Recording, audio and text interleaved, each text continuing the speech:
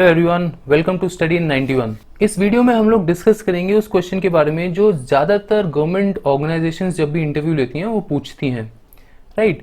And इसमें बहुत सारे लोग कवर अप हो जाएंगे जो बेसिकली पीएसयूज में जा रहे हैं, वो लोग भी कवर अप हो जाएंगे क्योंकि पीएसयूज, कोई भी पीएसयू में जब आप जाते हो तो वो पूछते हैं कि आप पीएसयू में क्यों आना चाहते हो, या फिर कोई भी अगर आप सर्विस कमीशन के एग्जाम दे रहे हो तो पूछते हैं कि गवर्नमेंट जॉब क्यों करना चाहते हो, प्राइवेट क्यों नहीं करना चाहते, राइट। सो हम लोग पूछेंगे कि वाई गवर्नमेंट जॉब्स। इस क्वेश्चन का आंसर हम लोग इस वीडियो में ढूंढेंगे एंड इस वीडियो के लास्ट में मैं आपको एक पूरा आंसर लिख के बताऊंगा कि एक सैंपल आंसर कि आप क्या दे सकते हो। इसमें मैं आपको बताऊंगा कि आपको क्या कहना है, आप क्या क्या पॉइंट्स रेज कर सकते हो, आपको क्या क्या पॉइंट्स नहीं बताने हैं। कुछ लोग, कुछ बहुत ही कॉमन पॉइंट्स होते हैं जो बच्चे बोल देते हैं मगर उनको नहीं बोलना चाहिए। वो कौन से पॉइंट्स हैं वो इस वीडियो में डिस्कस करेंगे। प्लस मैं आपको कंपैरिजन बताऊंगा प्राइवेट और गवर्नमेंट कंपनीज और जॉब प्रोफाइल्स के बारे में, जिससे कि आपके पास टॉकिंग पॉइंट्स हो जाएंगे एंड आप अपना आंसर खुद फ्रेम कर सकते हो। प्लस बहुत ही कॉमन क्वेश्चन है जो लोग पीएसयूज के इंटरव्यूज के लिए जाते हैं उनसे पूछते हैं कि आप इंजीनियरिंग सर्विसेज प्रिपरेशन क्यों नहीं करते। भाई आप इतने होनहार हो, इतने क्वालिफाइड हो, इंजीनियरिंग सर्विसेज करो। मगर फंसना नहीं है उनकी बातों में, राइट। वो आपको फंसाते हैं कि आप बोल दोगे हाँ और वो आपको पीएसयू के इंटरव्यू से बाहर कर देंगे। And same on the same lines, अगर आप किसी ईएससी के इंटरव्यू में जाते हो तो बोलेंगे यार पीएसयू में ज्यादा तनख्वाह है, वहां पे काम का लोड भी कम है, तो उसमें जाओ, यहाँ पे क्यों आ रहे हो, राइट। सो इन क्वेश्चंस का भी आंसर हम इस वीडियो में देंगे। सबसे पहले हम ये देखेंगे कि हमको क्या क्या नहीं कहना है। कोई भी, मैं एग्जाम्पल ले रहा हूँ कि पीएसयू का इंटरव्यू है, राइट, एंड किसी भारत में कंपनी में जा रहे हो, लाइक फॉर एग्जाम्पल आप आईओसीएल में जा रहे हो या एनटीपीसी में या कोल इंडिया में। सो वहां पे जाके वो पूछेंगे कि अच्छा यहाँ पे क्यों आना चाहते हो, भाई कोल इंडिया में क्यों आना चाहते हो। तो ये नहीं बोलना वहां पे, सबसे पहले यही नहीं जाके बोलना है सर ये महारत्न कंपनी है, राइट, क्योंकि महारत्न कंपनी तो बहुत सारी है, तो मतलब आप बाकी वाली में भी चले जाओगे, है ना। आपको ये नहीं बोलना कि वो लीडर है अपनी फील्ड में, आपको ये नहीं बोलना कि उसका एनुअल टर्नओवर इतना ज्यादा है, ठीक है। उन सब चीजों से आपको कोई फर्क नहीं पड़ता कि उसमें कितने एम्प्लॉयज हैं, उसकी सैलरी अच्छी है। वहां पे जाके बोल दोगे कि सर ये ना पैसा बहुत दे रही है और मेरे को ना पैसे वाली जॉब बहुत अच्छी लगती है, बहुत सारे पैसे वाली, राइट। अब कुछ बच्चे कहेंगे कि सर ये सब क्वेश्चंस, ये सब जितने भी पॉइंट्स आप बता रहे हो ये तो इंपॉर्टेंट है, इसके बिना तो कोई आंसर फ्रेम ही नहीं हो सकता। तो वही मैं कह रहा हूं, इन सब जो जितने भी पॉइंट्स यहाँ पे आपको अपनी स्क्रीन पे दिख रहे हैं, इन पॉइंट्स को एज एन एड ऑन लेके चलना है। इन पॉइंट्स के बलबूते पे आपको अपना आंसर टोटल फ्रेम करना है, मगर ये डायरेक्टली नहीं बोलना है। वो चीज मैं आपको लास्ट में जो सैंपल आंसर है मैं आपको बताऊंगा। इन सारे पॉइंट्स के कंधे पे रख के बंदूक नहीं चलानी है, राइट। इनको एज ए बुलेट्स यूज करना है बीच बीच में अपने आंसर्स में। जो मेन आंसर होगा आपका, वो आप क्या क्या कह सकते हो, वो आपको इस कंपैरिजन से पता चलेगा कि टॉकिंग पॉइंट्स क्या क्या हो सकते हैं। सबसे पहले work life balance. Private company के मुताबिक कोई भी गवर्नमेंट कंपनी हो, कंपैरेटिवली वर्क लाइफ बैलेंस अच्छा होता है, राइट। कोर सेक्टर की जॉब्स होती हैं। एक इलेक्ट्रिकल का बंदा अगर टीसीएस में जाता है तो उसको कोडिंग करनी पड़ेगी, वो कोर सेक्टर अपनी 4 साल की पढ़ाई से वो दूर हो जाता है, राइट। यहाँ पे जो गवर्नमेंट कंपनीज होती है, कोर सेक्टर की कंपनीज होती हैं, आपको जो आपने सीखा है वो प्रैक्टिस करने का मौका मिलता है, राइट। ये ज्यादा टाइम देती हैं गवर्नमेंट कंपनीज। प्राइवेट कंपनीज की जो ट्रेनिंग होती है वो भले ही ट्रेनिंग वो बोलते हो कि 1 साल की होती है, मगर वो 6 महीने ट्रेनिंग के बाद आपको ऑन द जॉब ट्रेनिंग में लगा देते हैं। मतलब इसका मतलब होता है कि पैसे तो कम देंगे मगर आपसे काम पूरा लेंगे। गवर्नमेंट कंपनीज क्या करती हैं, आपको टाइम देती हैं कि आप अच्छे से सीख सको, उसके बाद ही आपको ऑन द जॉब ट्रेनिंग पे डालती हैं, दैट इज आपसे काम निकलवाती हैं, क्योंकि उनको पैसा उनके लिए इंपॉर्टेंट नहीं है। मगर प्राइवेट कंपनी में आप एक उनके लिए लायबिलिटी हो, आप पे उनको खर्च करना पड़ रहा है उनकी ट्रेनिंग पे, तो वो चाहते हैं कि यार जितनी कम से कम इसकी ट्रेनिंग हो, ट्रेनिंग देके इससे काम निकलवाना चालू कर दें। गवर्नमेंट कंपनीज में ऐसा नहीं होता, वो आपको प्रॉपर, अगर वो 1 साल बोल रहे हैं तो 1 साल की ट्रेनिंग देंगे, राइट। फिर उसके बाद होता है ट्रांसपेरेंट इन पे एंड एम्यूलमेंट्स।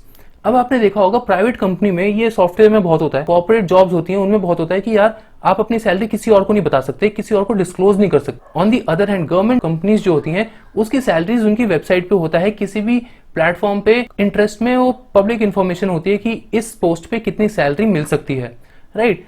पूरा ट्रांसपेरेंट होते हैं, जो भी उनके अलाउंसेस होते हैं, जो भी बेनिफिट्स होते हैं, वो पूरा अपनी वेबसाइट पे डाल देते हैं। उनकी इंफॉर्मेशन ब्रोशर में आपको मिल जाएगा। पूरी ट्रांसपेरेंसी होती है गवर्नमेंट कंपनी में सैलरी को लेके और जितने भी उनके अलाउंसेस और एम्यूलमेंट्स होते हैं। Transparency in promotion.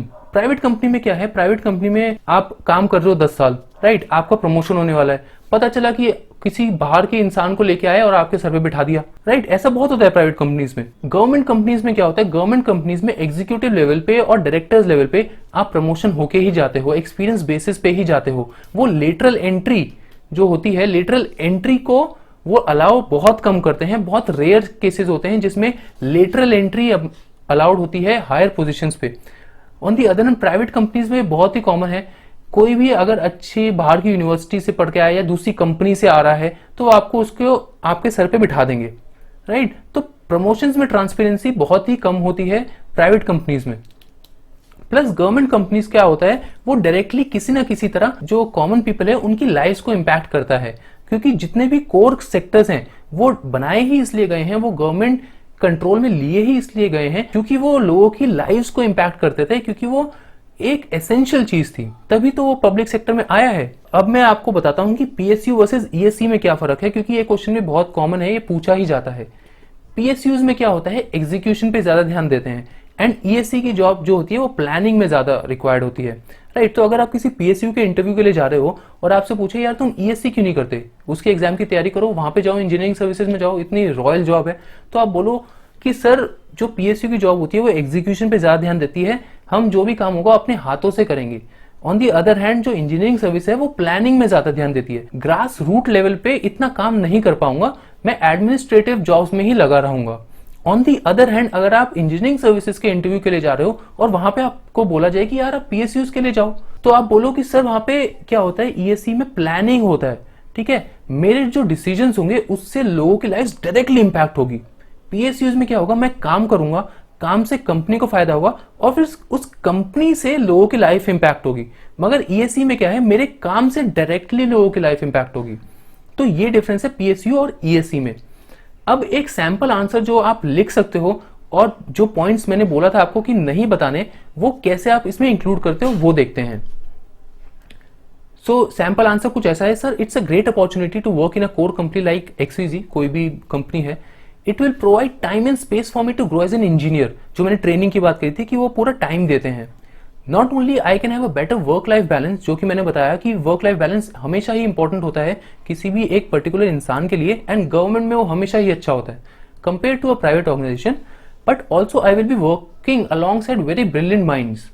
XYZ being a Maharatna company and only handful of engineers get an opportunity to work in this, क्योंकि हमको पता है जितने भी पब्लिक सेक्टर जॉब्स हैं, जितने भी पब्लिक सेक्टर कंपनीज हैं, उनमें जो रिक्रूटमेंट होता है उसमें बहुत ही ब्रिलियंट लोग ही रिक्रूट हो पाते हैं। प्राइवेट जॉब्स में हर तरीके का बच्चा हर तरीके के कॉलेज से आता है, मगर जो पीएसयूज होते हैं वो एक पर्टिकुलर एग्जाम से ही होते हैं और एग्जाम को क्रैक करना बहुत ही मुश्किल होता है। तो मैं वर्क करूंगा बहुत ही ब्रिलियंट माइंड्स के साथ, जिससे कि मेरी और ग्रोथ हो, राइट। तो मैंने यहाँ पे मेंशन कर दिया है कि महारत्न कंपनी है ये, मगर डायरेक्टली मेंशन नहीं करा है, इनडायरेक्टली मेंशन करा है।